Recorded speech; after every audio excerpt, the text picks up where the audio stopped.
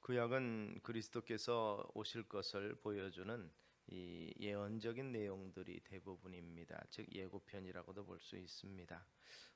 창세기 3장 15절에서 이 메시아가 여자의 후손으로 오실 것을 예언한 이래로 구약은 우리 주 예수 그리스도 구주 그리스도의 탄생과 사역 그리고 성품에 이르기까지 아주 구체적인 부분으로 가득 차 있는 것이 구약의 말씀입니다. 또 미가서는 이 메시아의 사역과 속성을 구체적으로 언급하고 있으면서 그 중에서도 독특하게 성경에서 유일하게 메시아가 태어날 곳을 예언한 곳으로도 유명하기도 합니다. 그런 면에서 볼 때 베들레헴에서 태어나신 그 메시아, 이 땅에 오신 주 예수 그리스도 대강절의 첫 주일에 바로 그 오심에 대해서 미가서가 예언한 내용을 보면서 예수 그리스도께서 이스라엘뿐 아니라 우리 자신을 다스리는 참 목자로서 이스라엘 다스릴 자, 영적 이스라엘인 교회의 우리를 다스리는 우리의 주 되시며 왕 되신 예수 그리스도를 생각하면서 은혜를 얻을 수 있는 이 시간 되시기를 소망합니다. 이 우리는 풍수지리에 대해서 꽤 이전부터 그 관심을 가지고 있었습니다. 재미있는 것은 우리나라 역사 속에서 대통령이 되고자 하는 사람들은 희한하게 묘자리를 옮긴다는 얘기가 있죠. 그래서 묘자리를 옮기고 자기 출신 학교를 바꾸고 이런 여러 가지 그 미화 작업을 많이 합니다. 사실 우리 이 전설 같은 거 보면 어느 산의 전기를 또 강의 전기를 타고났다, 인물들이 위인들이 그렇게 타고났다고 이야기를 합니다. 그런 면에서 사실 오늘도 세계 곳곳에서 여러 도시들이 있는데 여러 도시의 문화와 그런 것들이 이렇게 상징적으로 나타나지만 한편으로 세계 유명한 인물들이 태어난 도시가 또 나름대로 이름이 그 도시의 긍지와 자랑으로 이렇게 여겨지는 경우도 있습니다. 그런 면에서 보면 이스라엘에게 있어서 가장 유명한 도시요 긍지와 자랑을 가진 도시는 시온성이라고 불리고 있는 이 다윗성 예루살렘입니다. 예루살렘은 예로부터 이스라엘의 수도였고 하나님의 도성이었고 하나님의 성전이 있는 곳이기 때문에 그리고 또한 다윗이 그곳에 성을 짓고 그곳에 정착하면서 이스라엘의 영광기를 통일 이스라엘을 이루고 이스라엘의 영광을 이루었기 때문에 이스라엘에게 있어서는 예루살렘 이것은 메시아의 오실 다윗의 후손이며 다윗의 영광과 왕위를 그대로 세계 만방에 떨칠 그 같은 장소로서의 딱 안성맞춤인 곳입니다. 당연히 이스라엘의 왕이니 예루살렘에서 태어나실 것이라고 생각을 하고 있었을 것입니다. 그런데 성경은 메시아의 탄생은 거기가 아니라는 것이죠. 베들레헴이라는 아주 작은 도시에서 태어날 것이라고 예언하는데 미가만 얘기한 것이기 때문에 사람들은 이 부분을 상당히 간과를 했습니다. 이 부분은 뭐 선지자가 얘기하면 글쎄 무슨 얘기인가, 메시아가 거기서 난다는 게 무엇일까라고 생각을 하지만 근본적으로 왕과 그 이스라엘의 영광은 항상 다윗성 성전이 있는 예루살렘으로 생각을 했었습니다. 그런데 미가는 아주 작은 도시였던 이 베들레헴, 그 이름은 떡집이라고 불려지는 그곳에서 메시아가 태어날 것이고 그 메시아는 철장을 부수는 권세를 가지고 주변의 모든 나라를 평정하며 이스라엘에게 평화와 자유를 주실 것이다. 그리고 미가가 활동하던 시대에는 이스라엘의 가장 위협적인 나라가 북쪽의 아수르였습니다. 아수르의 대제국과 그 지역의 니므롯의 땅, 즉 이 바벨로니아 지역이죠. 그쪽에 갈대아 우르에 있는 나라들이 강성하였고 항상 그들이 이스라엘을 호시탐탐 노렸던 상황, 그리고 밑에 애굽이 그들을 힘들게 만들었던 상황들을 생각을 해보면 바로 그들을 물리치고 그들로부터 자유와 또 그들의 땅을 정복해서 정말 영역을 넓혀가는 것은 이스라엘의 소망이라고 볼 수 있는 것입니다. 그런데 바로 이 메시아 베들레헴에서 태어날 그 메시아는 바로 그런 면에서 그 아수르를 물리칠 것이라는 것을 오늘 본문 속에서 이야기합니다. 이 사람들이 평강이 될 것이라 아수르 사람이 우리 땅에 들어와서 우리 궁을 밟을 때 우리는 그 일곱 목자와 여덟 군왕을 일으켜 그들을 칠 것이라 이렇게 말하면서 이 소망을 주는 메시지로 오늘 본명이 들어있는데 그 중에서 특별히 이 베들레헴을 이야기하면서 메시아가 그곳에서 태어날 것이라 이렇게 말합니다. 그러면서 그의 근본은 상고의 영원에 있느니라. 이 탄생지에 대해서 구체적으로 기록한 것 자체는 이스라엘에게 그 말은 그 도시에서 나타날 그 메시아에 대해서 소망을 가지라는 것입니다. 그 도시가 영원히 없어지지 않는 한 그 도시에서 분명히 메시아를 하나님께서 주실 것이라는 것입니다. 이것이 중요한 이유는 그 역사들은 그렇게 이야기합니다. 이것을 성경에 밝힌 이유는 역사성을 분명히 준비하는, 어떤 면에서는 어느 곳에서 어떻게 태어났는지가 단순히 전설이며 어떤 그러한 이 그 상상 속의 이야기가 아니라 실제 역사적 속에서 메시아가 이 땅에 오실 것을 명확히 하도록 하기 위해서 미리 이것을 선지자로 예언하게 하고 거기에 나타난 것을 증명케 하는 것입니다. 이 에브라다라고 표현되는 것은 이 베들레헴의 옛 이름이라고 이렇게 그 고고학자들은 밝힙니다. 상고는 영원뿐만 아니라 이스라엘 초기 역사만큼이나 오래됨을 의미하는 단어인데, 그만큼 베들레헴이라는 그 지역 자체가 사실 오래됐지만 알려지지 아니한 곳이고, 그러나 그럼에도 불구하고 그곳에서 탄생하실 메시아는 이스라엘 구원할 자유롭게 할 그리스도가 된다는 사실을 이야기합니다. 놀라운 것은 그 지역 지명이 원래부터 떡집이라는 것과 에브라다는 풍성하다는 그런 의미가 있어서 그곳에서부터 자유와 풍성함과 풍요가 주어질 것이라는 그러한 의미가 있는 거죠. 아는 것처럼 이 이스라엘에게 있어서 이름이 주는 의미는 굉장히 중요한 그 상황을 설명을 합니다. 즉 이름이 바로 그 사람의 삶이라는 것이죠. 그 사람의 삶을 보여하는 것이 이름인데, 바로 그런 면에서 그 지역명을 지어주는 것도 마찬가지인데, 조상들이 예로부터 그 지역을 떡집이며 에브라다로 불렀던 이유가 바로 거기서부터 이스라엘의 풍성함과 자유와 그러한 모든 은혜가 넘칠 것을 이야기했다는 사실입니다. 그런 면에서 그곳에서 메시아가 오셨고 그 베들레헴 에브라다의 이름처럼 풍성함을 자기 백성에게 주실 것이라는 것입니다. 주님께서 이 땅에 오셔서 마국간에서 태어나신 그 이 구유에 태어나시고 낮고 천한 몸으로 오신 것은 바로 왕궁에서 태어나지 아니하심으로 말미암아서 사실은 모든 사람에게 소망을 주는 것이죠. 이 왕궁에서 태어난, 흔히 말하는 금수저로 태어나지 아니하시고 천한 몸으로 오셔서 그 가운데서 약한 자들을 증인이 체험하셨고, 가난한 자들의 삶을 겪으셨고, 그들의 고통과 아픔과 소망이 무엇인지를 아시는 그 주님이 우리의 구원자 되신다는 것이죠. 우리 정치인들이 선거 때만 되면 서민 코스프레 한다고 그러잖아요. 서민들의 삶의 모습을 보면서 나가서 여러 가지 뉴스거리가 되는데 참 우습게 되는 일들이 참 많잖아요. 전철을 한 번도 타보지 않아 가지고 이 전철 티켓을 어디에 넣는지를 모르고 표를 어떻게 쓰는지도 모르고 그렇게 하고 택시 요금 얼마인지도 모른다는데, 사실 그럴 수는 있습니다. 사실 저도 요즘에 택시 요금 정확히 오른지 얼마인지 모르거든요. 왜냐하면 자가용으로 주로 움직이고 대중교통을 별로 쓰지 않기 때문에 그거 모를 수도 있습니다. 그런데 모르는 것을 그냥 모르는 척하면 되고 굳이 알고 나서 하면 되는데, 그거를 조용히 체험하면 되는데 그런 면에서 보이기 위한 어떤 것을 하는 것은 좀 그렇지 않나라는 생각을 해봅니다.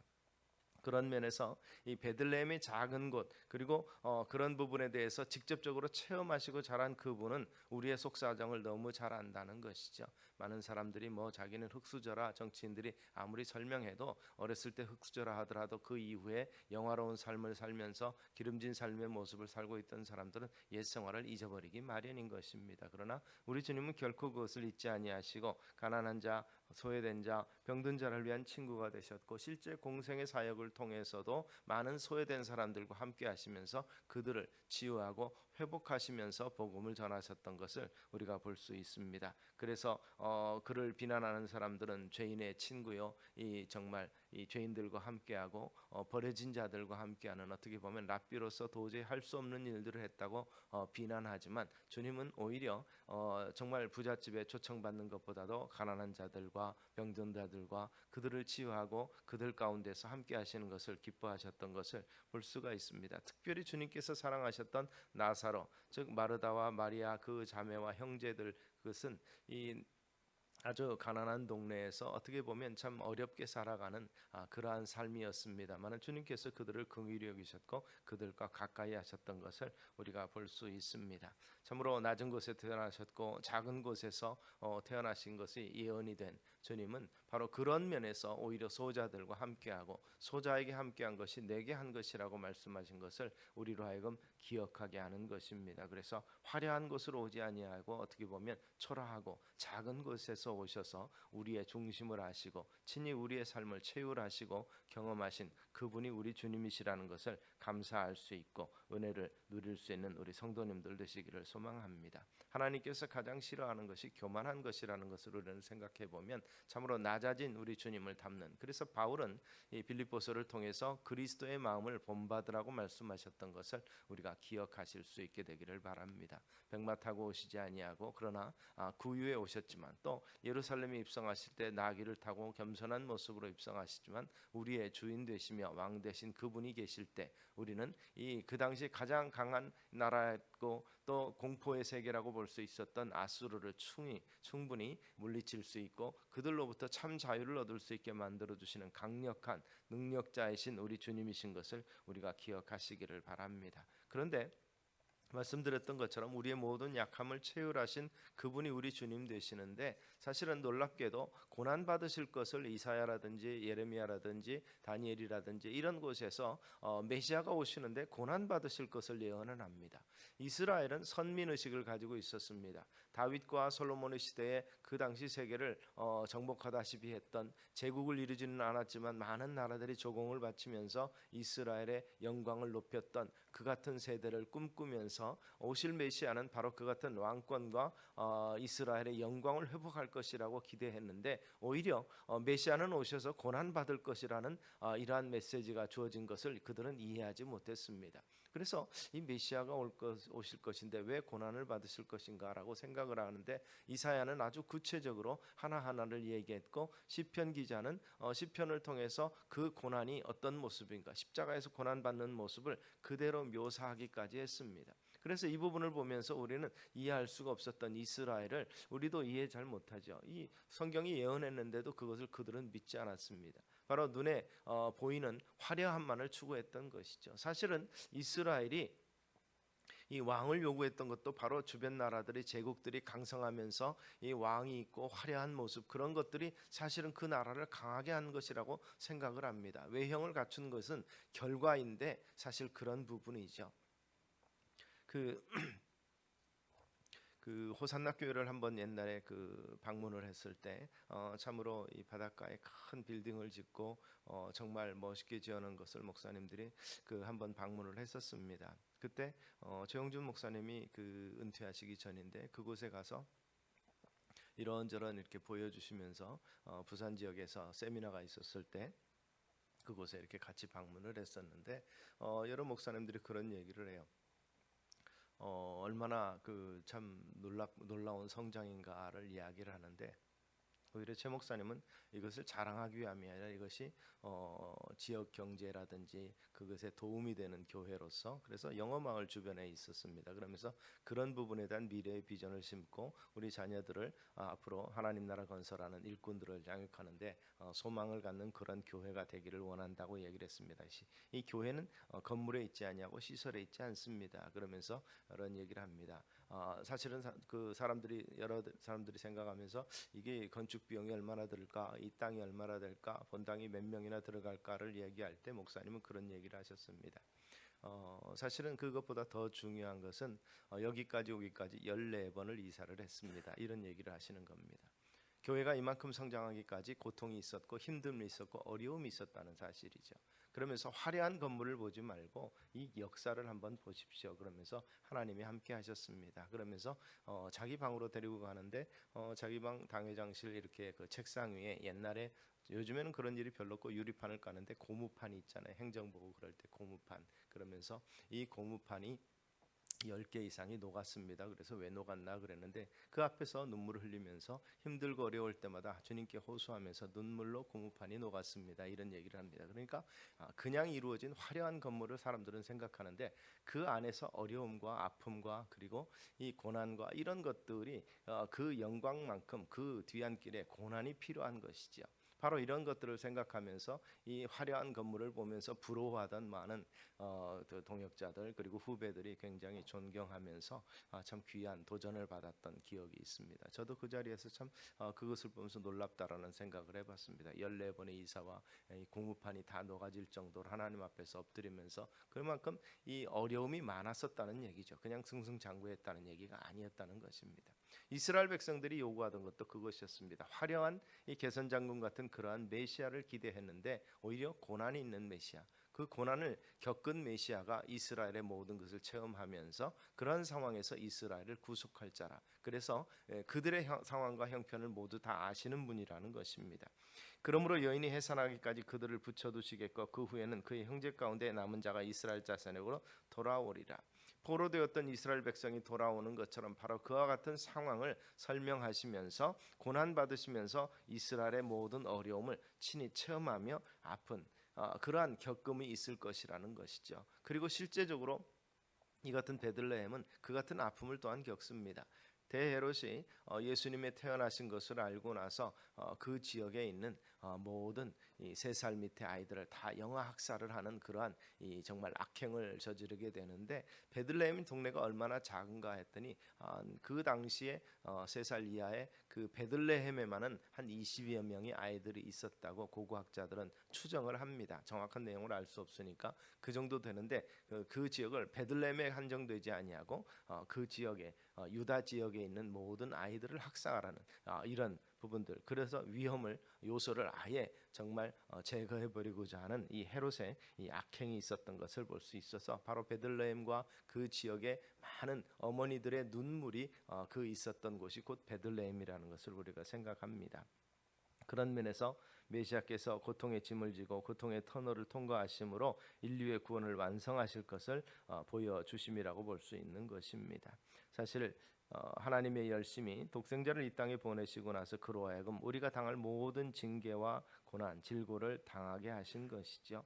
하나님께서 그냥 구원의 익서를 그냥 구경만 하시면서 이루신 것이 아니라 정말 최고의 값을 지불하시고 구원을 이루시는 사랑이 많으신 분이라는 사실을 우리가 다시 한번 기억하시고 외아들을 고난을 치르고 나서라도 외아들을 아끼지 아니하고 내어주시고 그것을 일으키기까지 그러면 값을 지불하시고라서도 반드시 구속하시고자 하시는 하나님의 의지와 사랑을 우리는 여기서 보게 되는 것입니다. 그런 면에서 화려한 건물과 또 아름다운 모습들의 삶이 사람들은 그것을 꿈꾸며 살아가지만 그 속에서 진정한 자유와 평강 이것이 어디서부터 오는가를 분명히 알 수 있는 같은 삶의 모습이 우리 속에 있게 되기를 소망하고 또한 그런 면에서 교회도 그와 같습니다. 어떤 분이 그런 얘기를 합니다. 사실 우리가 예배당을 리모델링했을 때 그 전에 처음에 화려해지고 깨끗해지고 좋은 모습을 보면서 굉장히 긍지를 가지면서 장로님 한 분이 그런 얘기를 해요.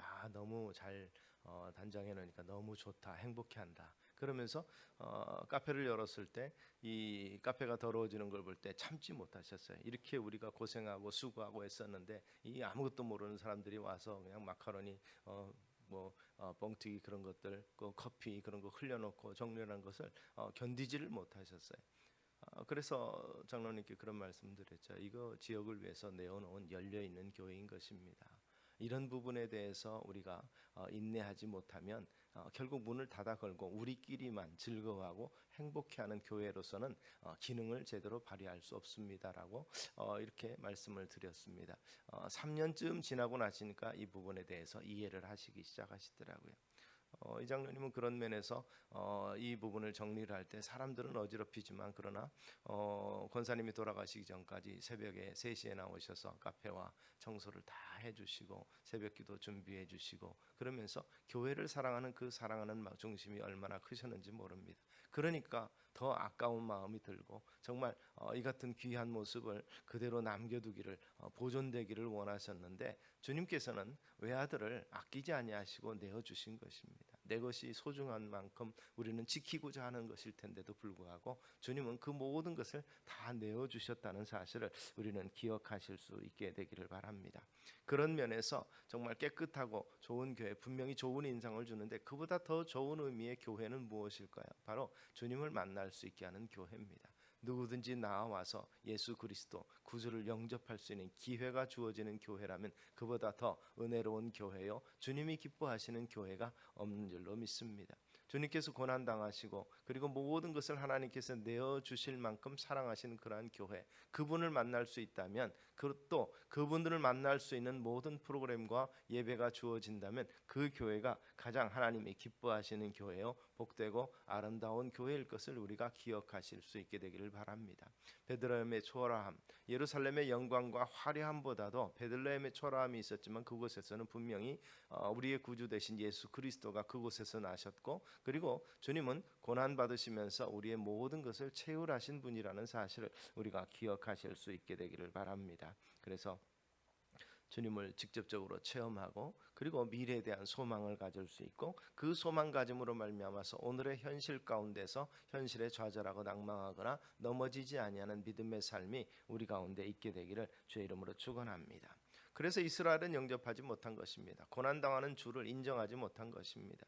영광스럽게 오셔서 화려하게 우리를 구원하고 세계 만방의 이스라엘의 기치를 높이고 선민으로서의 영화를 약속하셔야 되는데 그분이 와서 십자가의 죽음을 한다는 것은 이해할 수 없고 이룰 수 없다는 것이죠. 하나님의 사람이 고난받고 로마인에게 생명을 잃는 것 자체, 그거 자체를 인정할 수 없는 것이 이스라엘이었습니다. 지금도 전통적인 유대인들은 예수 그리스도를 인정하지 않고 아직도 메시아를 기대하고 기다리고 있습니다. 그래서 그들은 하나님의 도성 예루살렘에 다시 성전을 건축해야 된다 이러면서 제3성전 얘기를 하고 있는 것입니다. 안타까운 것은 그런 여러 가지 일들을 잘 알지 못하는 우리 그리스도인들이 또 그런 움직임에 미혹이 돼서 거기에 이 헌금을 보내기도 하고 이런 것들을 보내는데 이미 성전은 완성이 됐습니다. 예수 그리스도께서 십자가에 올라가셨을 때 그 성전의 가장 중요한 이 지성소와 성소에 연결하는 회막이 갈라지고 사라진 그 사건을 통해서 이제는 지성소의 의미가 없습니다. 너희 몸이 하나님의 살아계신 성령의 전인줄로 깨닫지 못하느냐 말씀하신 것처럼 바울이 선포한 것처럼 바로 주님이 우리 중심에 계시고 성령께서 오셔서 하나님의 성전 삼고 계시고 있으므로 다시 성전이 건립될 필요가 없는 것이죠. 그들도 회개하고 돌이켜야 될 것이기 때문에 그들에게도 복음이 전파되는 날이 어떻게 보면 주님 다시 오실 날 아닐까. 그런 면에서 선교를 생각하는 분들은 최종적으로 예루살렘까지 복음이 들어가야 된다. 그들이 모든 것이 히브리인들의 선민의식이 깨져야 된다라는 것을 이야기합니다. 고난당하신 예수 그리스도를 인정하지 아니한 한 그들에게는 구원이 없다는 것이죠. 바로 십자가의 고난의 죽음을 맞이하신 예수 그리스도, 그 당시에 세계의 그 가장 강한 나라의 권세 가운데 굴복한 것처럼 보였지만 그러나 로마에 굴복한 것이 아니요 바로 죽음의 권세를 깨뜨리기 위해서 사망 권세 깨뜨리고 사단의 권세를 깨뜨리신 분이 바로 우리 주님이신 것을 우리가 기억하실 수 있게 되기를 바랍니다. 그래서 우리 주님 구속주 되시는 바로 그 주님을 모시고 사는 삶, 그리고 그 주님을 만날 수 있는 교회, 그런 것이 가장 우리가 필요한 것이며 또한 메시아는 최종적으로 죽음의 권세를 깨뜨리고 사단의 권세를 무너뜨리는 그러한 승리 가운데서 우리를 다스리는 왕으로 다시 오실 것이라는 것입니다. 그분의 영화로움이 오기 전에 지금도 주님께서는 우리 중심 가운데서 주인 되시고 왕 되시기를 원하십니다. 그분이 왕 되심을 인정하는 자마다 구원받은 자요, 그분이 주인 되심을 인정하는 자, 우리 주라고 표현되며 고백하는 자, 하나님을 아버지로 부를 수 있는 것이 구원받은 자의 표징된다는 사실을 우리가 기억하실 수 있게 되기 바랍니다. 주님은 내가 선한 목자라 말씀하셨는데 오늘 본문 속에서는 그런 이야기합니다. 그가 여호와의 능력과 그의 하나님 여호와의 이름의 위엄을 의지하고 서서 목축하니, 양들을 돌보는 것처럼 바로 그 같은 우리 양들을 돌보면서 여호와의 영광과 그 이름의 위엄과 능력을 가지고 우리를 다스리는 우리의 왕 되시며 우리의 주인 되신다고 말씀하고 있습니다. 그래서 그분의 다스림을 통해서 영원한 평화가 주어지고 그들의 주장하심을 통해서 우리에게 공급하시는 풍성한 은혜가 있다는 사실을 우리가 기억하실 수 있게 되기를 바랍니다. 여기서 아수르를 심판하시는 것처럼 사단의 모든 세력이 완전히 멸망할 것이고 메시아 되신 예수 그리스도의 모든 사역은 완전한 승리를 이룰 것입니다. 그 승리에 동참하는 자가 바로 우리 믿는 자여 교회라는 사실을 다시 한번 기억하실 수 있게 되기를 바랍니다. 그래서 모든 성도들은 승리하신 메시아의 은혜로 승리의 대열에 동참하고 그 영광은 요즘에 다시 우리가 월드컵이 시작이 됩니다. 그러면 우리 옛날에 월드컵 4강에 갔을 때 혹시 그 온 국민들의 기뻐하던 것들 기억하십니까? 열광했었죠. 그 덕분에 이 여러 가지 이야기들을 들어보면 그 재미있는 이야기가 있습니다. 이 자동차 위에 올라가서 남의 차 위에 알아서 얼마나 뛰고 즐거웠는지 카센터에 들어가 보니까 그렇게 피해 입은 사람들이 와서 자기들끼리 내가 얼마나 차가 부서졌나를 이야기하더라는 거예요. 그래서 보니까 이 썬루프가 다 망가졌고 앞유리가 금이 갔고 본넷이 다 찌그러졌고 서로 내 피해가 크다 저 피해가 크다 이런 얘기를 하는데 한 사람이 가만히 있다가 한숨을 푹 쉬더래요. 그래서 무슨 얘기냐 그랬더니 제 차가 저 차 티콘데요. 그래서 보니까 사람들이 보고 입을 다물었다는 거죠. 누워서 운전하고 왔습니다. 그랬다는 거 아닙니까? 차 지붕이 찌그러져 가지고 누워서 운전하고 여기까지 왔습니다. 이랬다는 거예요. 그만큼 열광하는 것인데 그 열광보다 더 큰 영광, 그 주님이 오셔서 다스리는 그 영광스러움은 우리가 감히 기대할 수 없는 영광으로 우리에게 승리의 영광으로 주어질 것이라는 것입니다. 성경은 그것을 예언하고 있고 그것을 소망하며 살아가는 것. 그래서 초대교회 성도들은 그 가진 핍박과 고난과 죽음을 앞두고도 마라나타를 소망했습니다. 주여 어서 오시옵소서. 주께서 분명히 오십니다. 서로 격려하면서 그 같은 소망을 가지고 믿음으로 승리했던 믿음의 선진들을 바라보면서 아름다운 승리의 그날을 기대하시며 믿음으로 사시는 우리 성도님들 되시기를 주의 이름으로 축원합니다. 기도하겠습니다. 살아계신 아버지 하나님, 참으로 대강절 첫 주일에 우리 주님께서 오심을 기억하면서 우리 메시아 된 주님의 이름을 높이며 또 찬미하며 다시 오실 주님을 기대하며 나아갑니다. 참으로 참된 승리를 바라보면서 기뻐하고 즐거워하는 우리 되게 하옵소서. 주님께서 함께 하시는 그것을 인하여서 감사하는 믿음의 삶이 우리 가운데 펼쳐지게 하옵소서. 예수님 이름으로 기도드리옵나이다. 아멘.